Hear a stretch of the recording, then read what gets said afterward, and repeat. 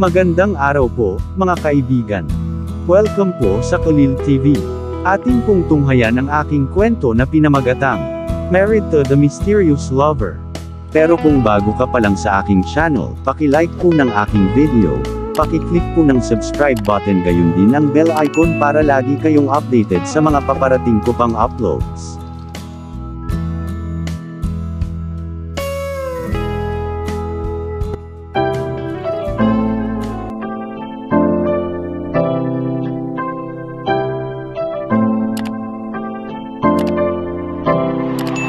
Kalil TV. Part 20.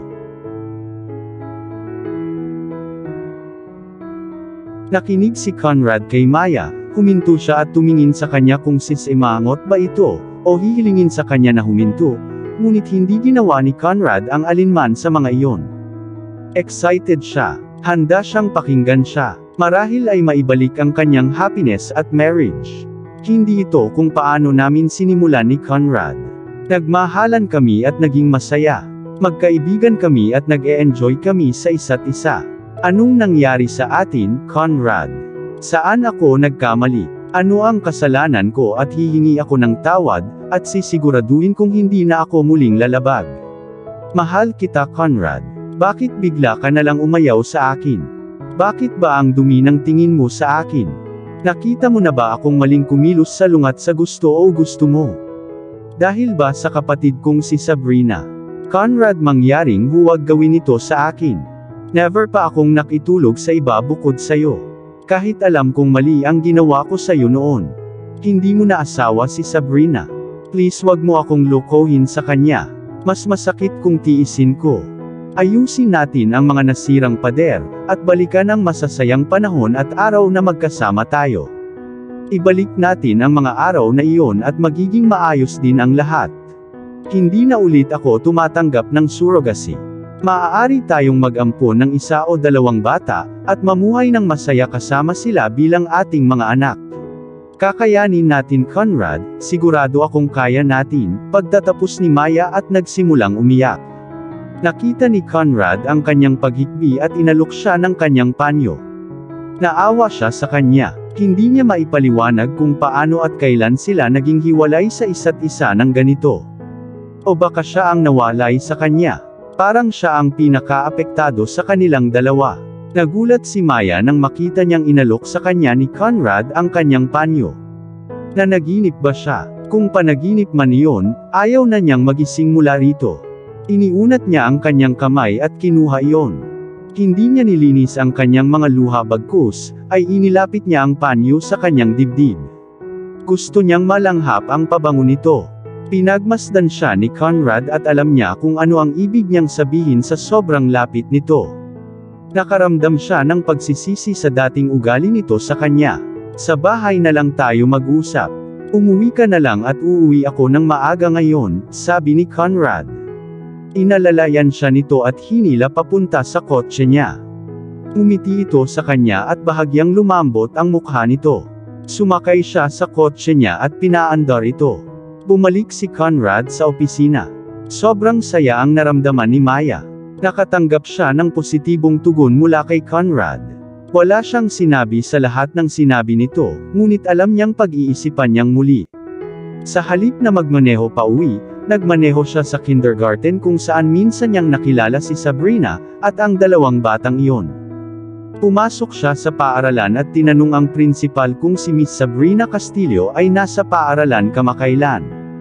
Sabi ng principal, hindi na pumupunta si Miss Sabrina Castillo sa school. Ang kanyang mga anak ay malamang na dinala sa ibang paaralan.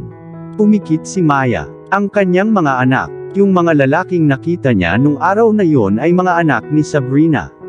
Kailan siya nagkaroon ng mga batang iyon? Paano siya magkakaanak? Sigurado ka bang mga anak sila ni Miss Sabrina? I mean, malamang inampun niya sila at, oo siguro, nauutal na sabi ni Maya. Kailan nabuntis si Sabrina at napaka-cute at kaakit-akit na kambal. Akala niya ay dumating siya upang kunin ang mga anak ng kanyang amo o ng isang kaibigan. Hindi ko inaasahan na marinig na siya ang ina ng mga batang iyon. Nang makita niya ang mga ito, Hindi sila kamukha ni Sabrina kaya tuluyang nawala sa isip ang pagiging ina nila. Si Caleb Castillo at Khalil Castillo ay mga biological na anak ni Miss Sabrina Castillo. Maaari ko bang itanong, bakit hindi mo alam ang mga katotohanan ito tungkol sa iyong kapatid? Tanong ng principal. Napalunok si Maya. Mabilis niyang naisip ang isang sagot at sinabing, dahil itinago niya sa amin ang kadiliman tungkol sa kanyang buhay sa loob ng ilang taon. After our dad passed away, she felt my mom didn't like much, at umalis siya sa mansion ng Castillo.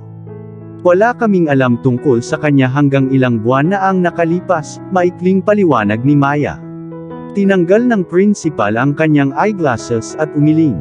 Ito ay isang tunggalian ng pamilya, aniya at nakipagkamay kay Maya na nagpapahiwatig na maaari na siyang umalis. Bumalik si Maya sa kanyang sasakyan.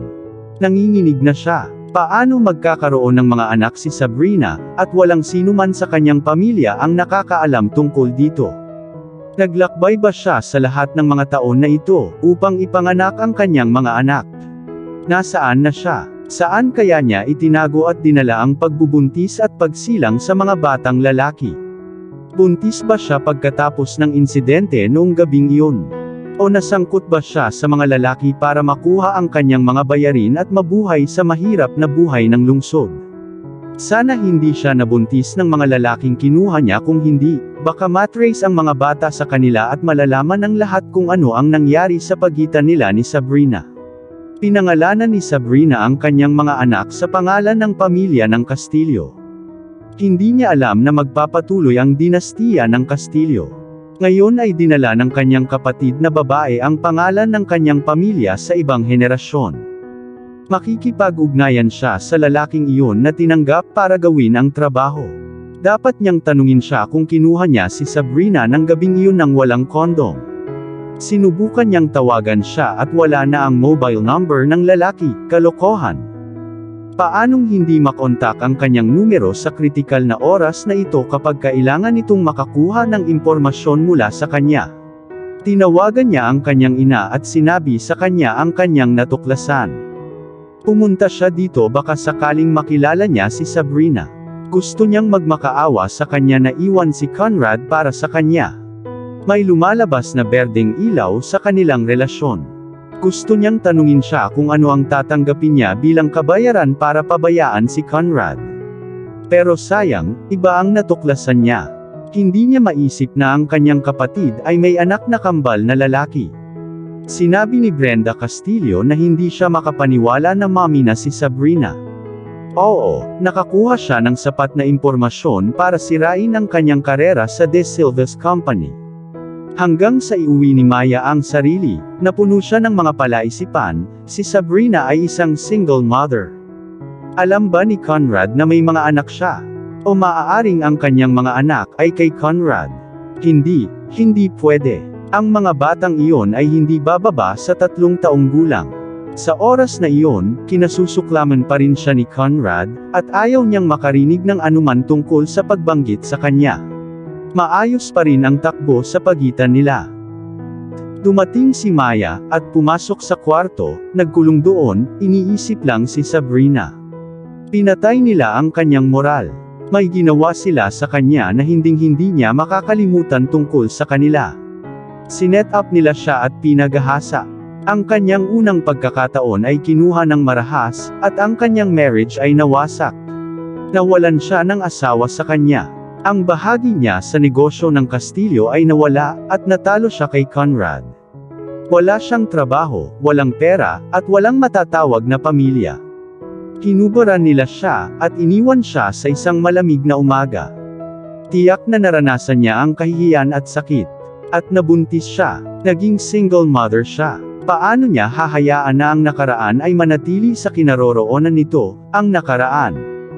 Nakahiga siya roon na nag-iisip tungkol sa lahat ng maaaring pinagdaanan ng kanyang kapatid sa nakalipas na 4 na taon, at isang kulay ng pagsisisi ang lumitaw sa kanyang konsensya. Hiniling ni Kian Hendricks na makita ang kambal pagkaalis ng mga tan. Tinawag ang mga batang lalaki at nang makita nila si Kian Hendricks, napasigaw sila sa tuwa at tumakbo para yakapin siya. Napangiti si Kian Hendricks at gusto silang hawakan. Nang maabutan sila ni Jake, mainit na niyakap sila. Naiwan ang kamay ni Kian Hendricks na nakabitin sa ere. Gusto sila ni Jake at laging hinihiling na maging kanya sila. Hindi nagtagal ay nagpumiglas ang mga batang lalaki mula kay Jake, at pumunta sa kanilang ama. Namiss sila ni Kian Hendricks. Papasanin na sana niya ang mga iyon sa kanyang mga hita nang sabihin ng kanyang ina na hindi dapat. Ang kanyang sugat ay hindi pa lubusang magaling at hindi niya dapat ipilit ang mga iyon. Tiningnan niya ang kanilang buhok at sinabing kailangan nito ng gupit at hawakan ng bagong styling. Tatawagan niya ang kanyang barbero para lumapit at magpaayos ng buhok para sa tatlo. Pinuntahan din nila ang lolo't lola nila. Ang kanilang nakakatawang pamumuhay at pagiging masayahin, ay agad na magugustuhan ng lahat. Bigla silang tumangkad kaysa noong nakita sila ni Kian Hendricks. Pero ang cute nilang tingnan as always. Bumalik sila sa kanilang ama at hiniling na maupo sila sa tabi niya. Hinaplos-haplos niya ang buhok ng mga ito at ninitian ito sa muling pagkakataon. Hindi nagtagal ay umalis ang mga magulang ni Kian Hendricks, at si Jake din. Kailangang magpahinga ng mabuti ni Kian Hendricks para mapahusay ang kanyang ganap na paggaling at ang kanyang sugat ay gumaling. Pero wala siyang balak magpahinga. Walang pagpipilian si Sabrina, kundi magdagdag ng kaunting pampakalma sa kanyang inumin at inalok siya. Kinuha ito ni Kian Hendricks, at makalipas ang wala pang 10 minuto ay inaantok na siya. Inaantok sa sikat ng araw. Tapos naramdaman niyang may hindi tama. Gusto niyang tanungin ito, ngunit ang bigat sa pakiramdam na magsalita. "I'll give you a hand," sabi ni Sabrina, at inalalayan siya sa kwarto. Pag-akyat niya sa kama, natulog na siya. Marahan na napabuntong hininga si Sabrina. Kailangan niya itong patulugin para mabilis itong gumaling. Bumalik siya upang makipaglaro sa kanyang mga anak nang dumating ang isa sa kanilang mga tutor. Iniwan niya sila at nag-isip ng isang bagay o kung saan pupunta. Noon niya naalala na hindi pa siya nakikipag-ugnayan sa kanyang mga kaibigan niyang sina Lance at Rosa. Malamang ay hindi sila nasisiyahan sa kanyang ginawa at sinabi sa kanila. Pero sila lang ang naging kaibigan niya. Napatunayan nilang inalagaan at mahal nila siya nang higit pa sa kanyang pamilya. Maraming nangyari sa buhay niya sa loob ng ilang linggo. Kailangan niyang ma-meet ang mga ito. Kinuha niya ang phone niya at tinawagan si Rosa. Mabilis niyang sinagot ang telepono, ngunit hindi ito nagsalita. "Rosa, please talk to me," pakiusap ni Sabrina. Noon lang siya sinagot ni Rosa ng masigla. Sinabi ni Sabrina na kailangan niyang makausap sila ni Lance, ngunit hindi pa siya tinatawagan. Sinabi niya na si Lance ay nasa tawag. Hindi siya magiging available sa araw na yun, ngunit maaari niyang gawin ang oras sa susunod na araw. Sabi ni Sabrina okay. Sabay tawag niya sa kanya. Tinawagan niya si Lance at mabilis niyang sinagot ang telepono. Ang unang sinabi niya ay namiss niya si Sabrina. Hindi niya alam na darating ang araw na magiging sobrang layo nila ni Sabrina sa isa't isa. Nabulunan ang boses ni Sabrina. Nagsimula siyang humikbi ng tahimik. Nagsisisi daw siya. Mali ang pakikitungo niya sa kanya sa paraang ginawa niya. Sinabi ni Lance na nakaraan na yon. Humiling si Sabrina na i-treat sila ni Rosa sa tanghalian kinabukasan. Sinabi ni Lance na ayos lang. Dahil busy siya sa oras na iyon sa ospital. Ngunit maa-appreciate niya ito kung maaari itong ilipat sa hapunan. Sabrina then said okay. Nang ibaba niya ang tawag ay gumaan ang pakiramdam niya. Napatawad na siya ng kanyang mga kaibigan, at muli silang magkakasama. Masaya silang dalawa na kasama niya ngayon ang ama ng kanyang mga anak. Hindi lang siya kasama kundi may nararamdaman na siya ngayon. Makalipas ang ilang oras na para maghapunan. Kinakalkula ni Sabrina na dapat ay naubos na ang gamot at malapit nang magising si Kian Hendricks.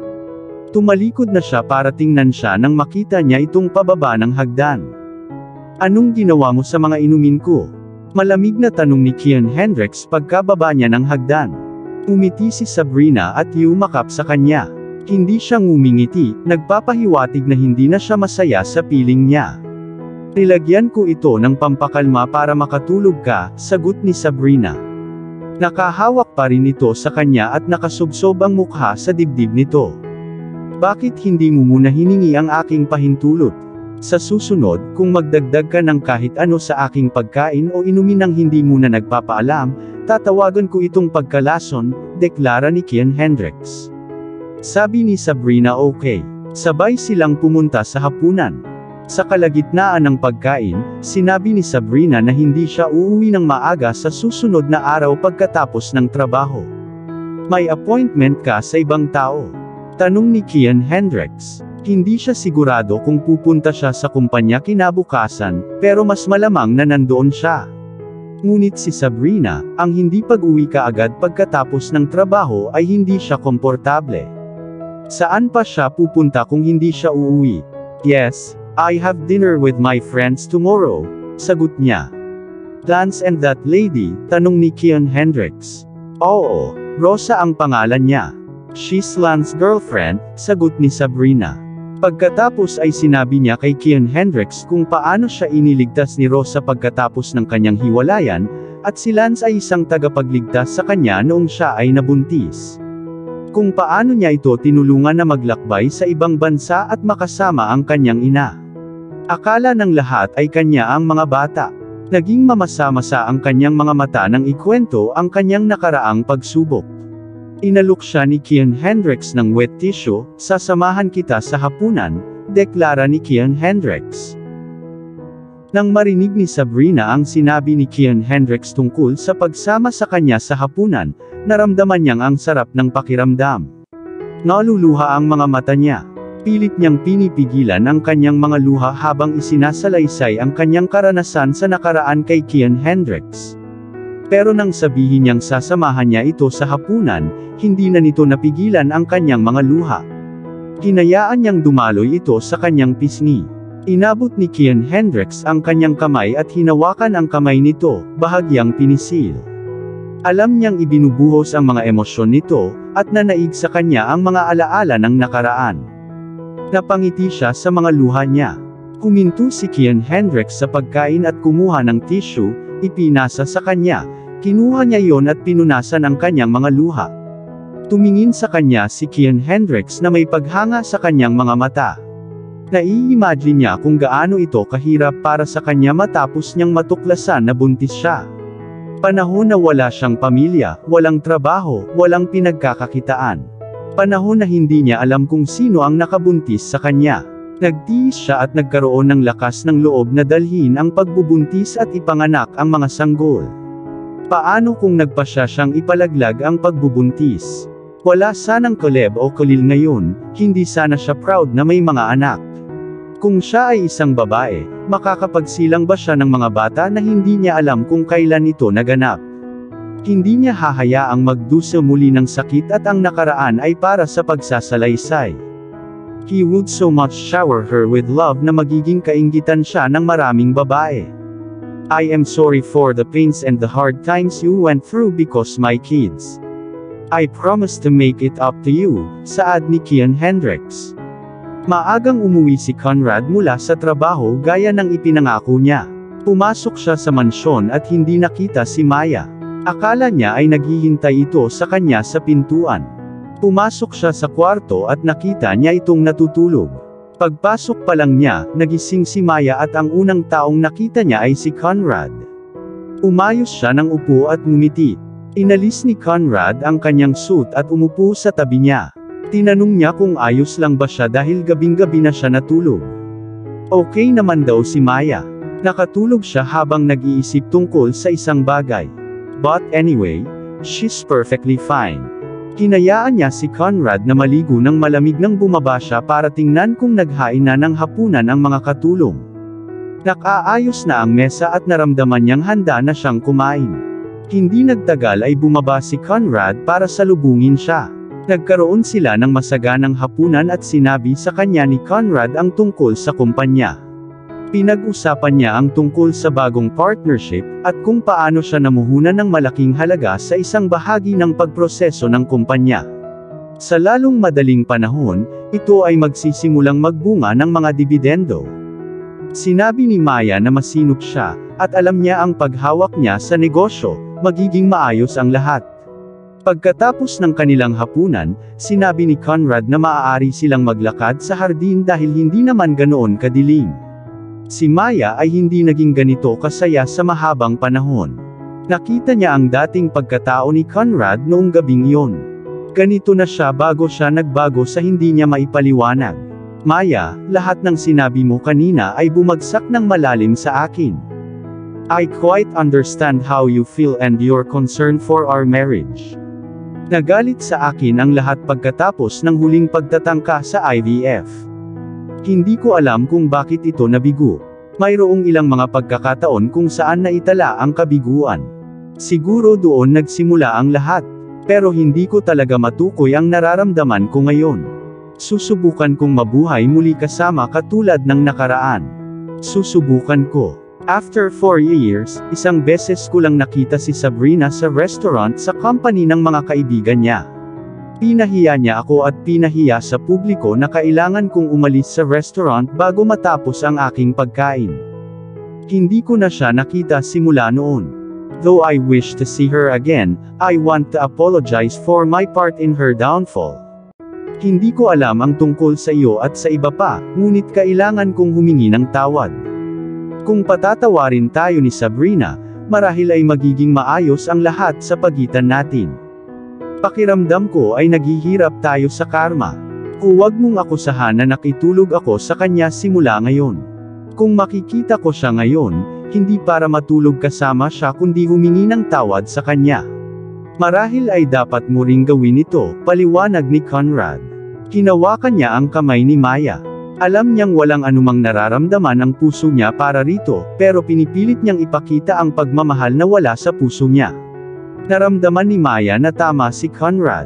Hindi niya alam na ito ay isang maling impresyon na dinadala niya sa lahat ng oras na ito. Nakita pa niya si Sabrina at pinagbintangan siya ng mali. No wonder hindi siya sinagot ni Sabrina noon. Kaya ini-imagine na lang niya na tulala siya nang mag-walk out siya nang walang sabi-sabi. Siya ang tanga dito. Gusto niyang maging tuwid ang mga bagay sa pagitan nila, lalo na ang pagkaalam na siya ay isang ina. May 2 anak si Sabrina. Bulalas ni Maya. Gusto niyang siya ang magpahayag ng bagong pagkakakilanlan ni Sabrina kay Conrad. Ano, bulalas ni Conrad. Tumigil siya sa paglalakad at binitawan ang kamay ni Maya. Tumingon siya para titigan siya. Nanganak na si Sabrina. Kailan ba siya nagpakasal o maaaring ito? Sana hindi yung setup na yun ang nagbunga ng pagbubuntis. Paano niya mapapatawad ang sarili niya kung iyon nga ang pangyayari? Yeah, I met her once in kindergarten when I went to see a friend. I saw 2 boys, twins to be precise, and they looked adorable. Akala ko nandyan siya para sumundo ng mga anak ng kaibigan. Kaya hindi na ako nag-abalang magtanong o maging matanong tungkol sa relasyon niya sa mga bata. Iyon ang una at huling beses na nakita ko siya sa loob ng 4 na taon. Ngayon, noong iniwan kita, hinanap ko siya. Siguro maswerte akong makilala o makita siya. Pero iyon ang sinabi sa akin ng principal. Paliwanag ni Maya sa pakikipag-usap niya sa principal. Mahabang katahimikan ang namagitan sa kanila. Tanging tibok ng puso ng bawat isa ang naririnig. Pakiramdam ni Conrad ay sinaksak ang kanyang puso at doon siya dumudugo. Sana hindi yung insidente nung gabing yun ang nagresulta sa mga batang yun. Malakas na tanong ni Conrad ngunit sino ang direktang sasagot sa kanya? I'm afraid it might be.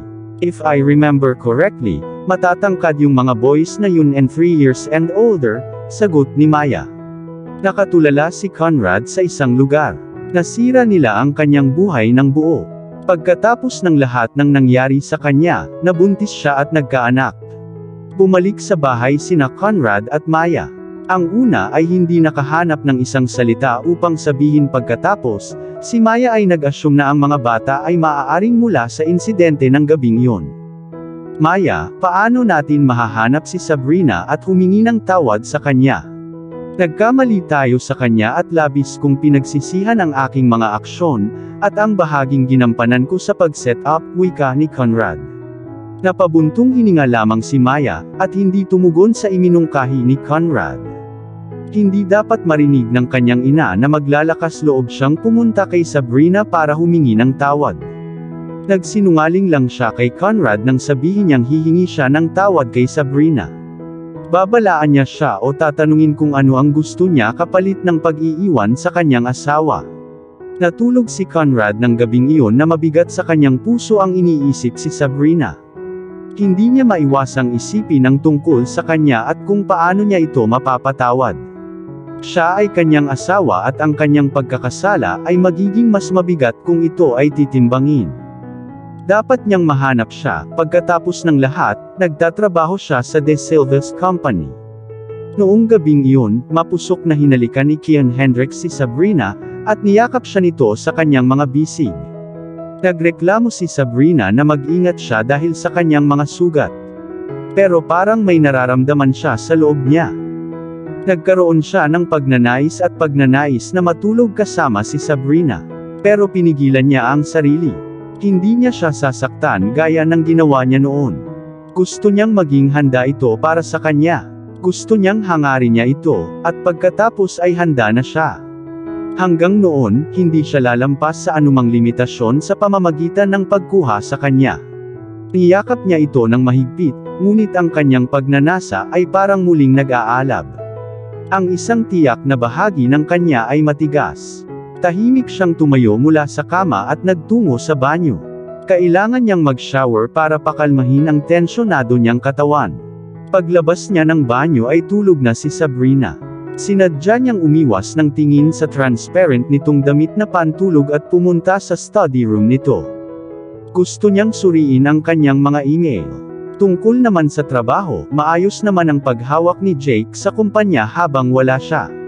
Ngunit pupunta siya sa kumpanya sa araw na iyon. Maaaring hindi siya gumawa ng anumang bagay na masyadong mabigat, ngunit kailangan niyang naruroon upang makita kung paano ang lahat. Malapit na mag-isang linggo, nag-check siya sa kanyang email at nagulat na may na-drop na email mula sa isang kumpanya na kanilang kasosyo sa Australia. Wala pang tugon mula sa kanya sa kanila at pagkatapos ng isang linggong walang tugon, ipagpalagay na hindi na sila interesado sa partnership. Agad siyang nagpadala ng memo sa kanyang sekretarya. Kailangan niyang simulan ang araw na trabaho pagdating niya sa kumpanya kinaumagahan. Binasa niya ang lahat ng email, at gumawa ng VIP reservation sa 5-star hotel sa oras ng hapunan kinabukasan. Ang hotel ay pagmamay-ari at pinamamahalaan ng De Silva's company. Kailangan lang niyang magpareserba at magiging maayos ang lahat. Malapit na ang hating gabi nang bumalik siya sa kwarto. Nadulas siya sa ilalim ng kubrekama at naisip kung ano ang magiging hitsura ng muling pag-ibig kay Sabrina. Tumingon siya at sinulyapan siya bago nagtanim ng featherlight kiss sa kanyang noo. Kinaplos niya ang buhok nito at inalis patalikod ang mga hibla ng buhok na nakaharang sa mukha niya. Kinaumagahan, nagising si Sabrina at hindi na muling nakita si Kian Hendricks sa kama. Pumunta siya sa banyo at naligo. Nagbihis para sa trabaho at bumaba. Halos tapos na si Kian Hendricks sa kanyang almusal nang siya ay bumaba. Hindi niya nakita ang mga batang lalaki sa kainan tulad noong nakaraang gabi. Hindi na ba sila kakain ulit kasama ang kanilang mga magulang?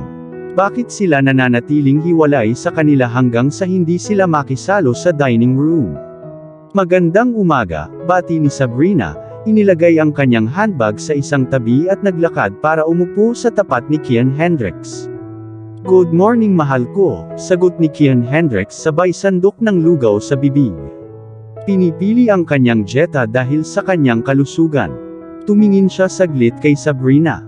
Nakasuot siya ng pencil skirt na nakabalangkas sa kanyang mga kurba na nagpapakita ng kanyang puting pambabaeng legs. Nakasuot siya ng suit at cleavage na nagpapakita ng innerwear. Designer ang kanyang high heels, bagay sa kanyang handbag. Ang kanyang buhok ay ibinuhos sa kanyang mga balikat sa mga alon, na tila nag-aalis. Ang dulo ng buhok ay ginawang kulot. Nang makaupo siya sa harapan niya, may dampi ang labi niya ng pink na lipstick na kasama ng innerwear niya. Parang mas mahaba ang pilikmata niya na may suklay na kilay. Nakita siya ni Kian Hendricks at hinangaan niya ang kanyang kagandahan. Naghahain siya ng pagkain at hindi niya alam na may humahanga sa kanya. Mahirap paniwalaan na isa na siyang ina. Ang kanyang kurba ay nakakaakit at ang kanyang mukha ay kaakit-akit. Karapat-dapat talaga siyang maging babae sa tabi niya. You are gorgeous, mahal ko, papuri ni Kian Hendricks sabay subo ng isa pang kutsarang sinigang. Thank you, mahal ko, nakangiting sagot ni Sabrina. Nagsimula na rin siyang mag-almusal. Midway siya nang mabusog si Kian Hendricks. Kumuha siya ng isang baso ng maligamgam na tubig at tinitigan si Sabrina ng romantikong titig. May isang espesyal na opisyal na gustong makipag-usap sa iyo ngayon tungkol sa mga disenyo at alahas. Buong tiwala ako sa iyo, mahal ko. And besides, I love your looks, ang sweet mo naman. Sa tingin ko gusto kong magbihis ka ng ganito sa mga darating na araw, sabi ni Kian Hendricks. Salamat, binilhan ako ng manliligaw ko ng damit. Kung nakilala mo siya, magpasalamat ka sa ngalan ko, bulong ni Sabrina. Umani iyon ng malakas na tawa mula kay Kian Hendricks. He smiled looking charming with his pink thin lips. Nakasuot siya ng itim na suit na may asul na undershirt. Bumalik ang kanyang buhok sa dati nitong estilo. Kasama niya ang hairstylist at ang mga bata noong nakaraang gabi pagkatapos ng hapunan at tinulungan siya sa kanyang gupit at pag-estilo. Ganoon din ang ginawa para sa mga batang lalaki na ginagawa silang mas kamukha niya sa bawat araw na lumilipas. Sinabi sa akin ni Jake ang tungkol sa meeting ngayon. Ako ay ganap na handa at na ikaw ay naruroon ay nagiging mas komportable sa akin sa meeting, dagdag ni Sabrina. Pagkatapos kumain ni Sabrina, kumuha siya ng isang baso ng wine bago tumayo para umalis. Gusto daw siyang halikan ni Kian Hendricks bago lumabas. Hinila ni Sabrina si Kian Hendricks at bahagyang yumuko ito at sinimulang halikan si Sabrina. Isang malalim na halik iyon at pareho silang nahuhulog dito. Inalalayan niya ang kanyang leeg sa likod gamit ang isang kamay, at ang isang kamay ay ipinatong sa kanyang makurba na balakang. Hinimas-himas siya nito. Pinaikot lang ni Sabrina ang mga kamay sa baywang niya. Nanghina siya at nawalan ng tibay na tumayo sa harapan niya. Natunaw siya sa kanyang mga bisig. Tuluyan nang humiwalay si Kian Hendricks at tumingin sa mga mata niya. I love you, pag-amin niya. I love you too, sagot ni Sabrina.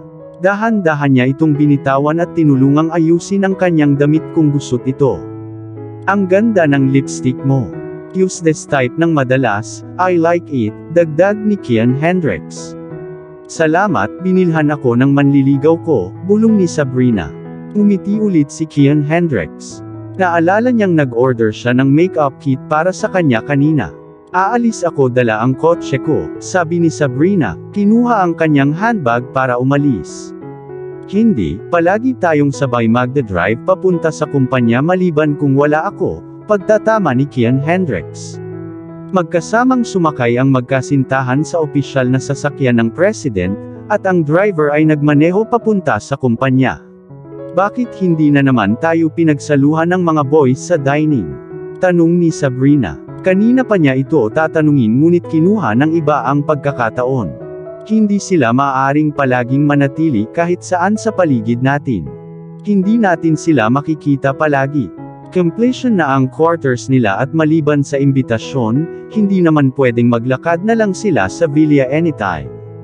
Kung nami-miss mo sila, pwede mo silang ipadala at magpalipas ng oras sa kanila o mas mabuti pa, tingnan mo sila sa kanilang quarters, paliwanag ni Kian Hendricks. Sabi ni Sabrina okay.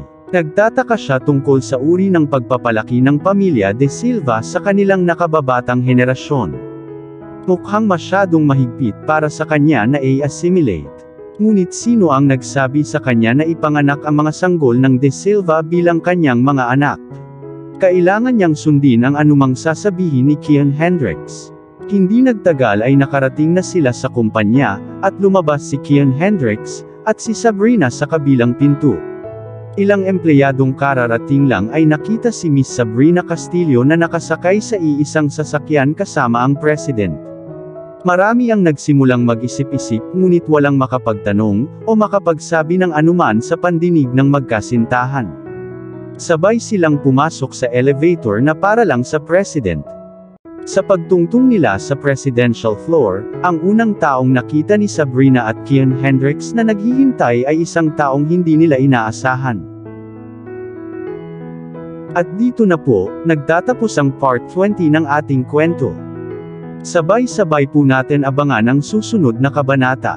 Paki-support rin po ng mga kwentong pag-ibig ni Dion Channel TV na asawa po ni Khalil TV. Maraming salamat po. God bless and stay safe everyone.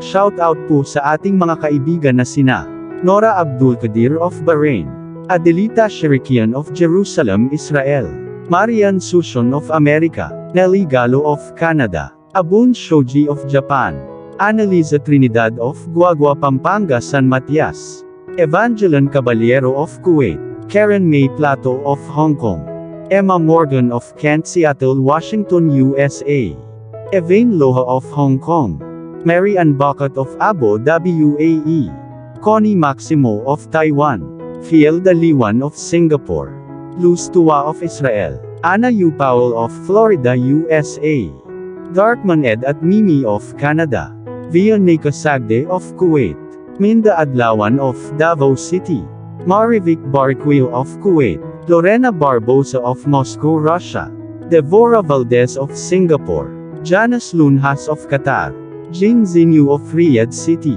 Rodever Magallanes of Hong Kong, Nitz Reyes of Kuwait, Linda Sotelo of Umingan, Pangasinan, Jasmine Ramos of Abu Dhabi, UAE, Jennifer Gonzalo of Kuwait, Jane Gupit of Batangas City, Simpatica of Singapore, Fe Cruz, Judy Char of Kuwait, Harna Baduli of Saudi Arabia, Vladimir Casimo, Glyceria Salab, Kenta Hamamoto, Diana Francisco of UAE, Vilma Sakin, Rex Roy, Ellen Juanilo, Eve Tisoy, Zenaida Porter of Australia, Maria Luningning Fabre of Brunei, Jules HL101, Reina Roque, Gemela Dumasil, Jelon Dennis Ruiz, Helen Tambanilo of Bahrain, Mari Lupanerio, Teoni Villaris of Hong Kong, Banana Erics, Nympha Tolentino of Hong Kong, Alma 1027, Twin Angels TV,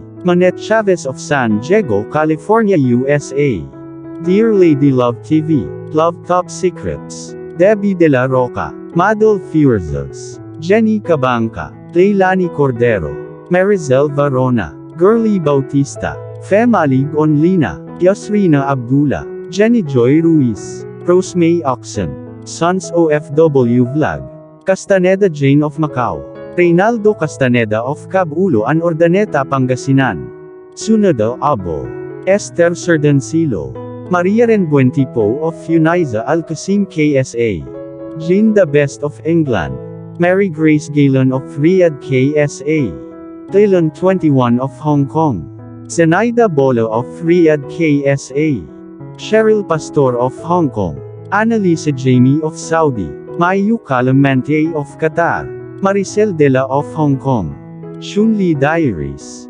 Teresita Arevalo, Raquel Kilao, Sasi TV, Merlon Basarte, Churito Flores, Gemma Valmonte, Mirna Catinina, Lisel Ignacio of Hong Kong, Elisa Orivilio of Barcelona, Spain, Coco Alcos of Germany, Naranjo Luz of Hong Kong, Manang Mary's Channel of Oman, Rovlin Gamboa of Taiwan, Deds Adam of UAE, Flor Arcega of Ambulong, Batangas City, Alia Garbawi, Sheila Rubio, Helen Santiago, LV Canlubo of Batangas, Concepcion Zingabo of Qatar, Imelda Palma, Josie Silva, Juliet Tamayo, Arlene Esdova, Vina Angeles, Rina Ayo, Vilma Laganzad, Lorna Bayunas of Qatar, Boots Gabriel, Gina Judy Adan, Catherine Asaha of Kuwait, Marshall Lemery of Israel, Luisita de la Cruz of Riyadh, KSA,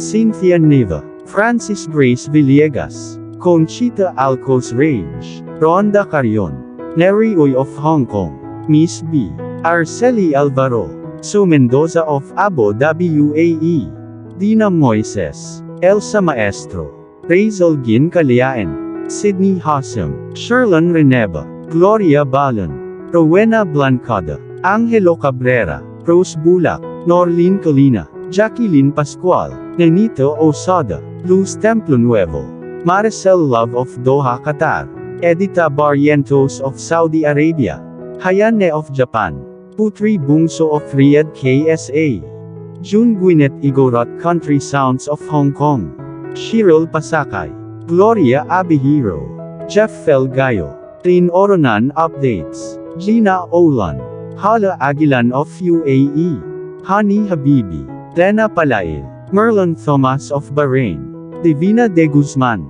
Vilma Abrium of Macau, Janine Castaneda of Casantaan, Urdaneta, Pangasinan, Ray Jane Costa of Casantaan, Urdaneta, Pangasinan, Marivic Malyosa, Emerita Ariola, Gloria Cha, Leonora Laban, Zenaida Abo, Annalisa Soldanya of Kuwait, Patsy CP, Deleth Acevida, Remilin Saliat, Alan Van Dinter, Joe Melon Angelical, Mariam Hilario of Hong Kong, Boleza Buenaventura, Margarita Lagumbay, Yams, Spice 221, Loleth Sevilla and Renan Sevilla of Alhambra, Los Angeles, California, Chiang Lo of Hong Kong, Alma S. Torres, Madam Tinapay, Lorna Frialos, Melody Española, Jen Pitao of Qatar, Jennifer Bilo, Delia Quinine, Eileen Montalvo, Elorde Ridedes Lincay of Hong Kong, Melanie Isidro of France, OFW Adventures, Jeannie Malig On,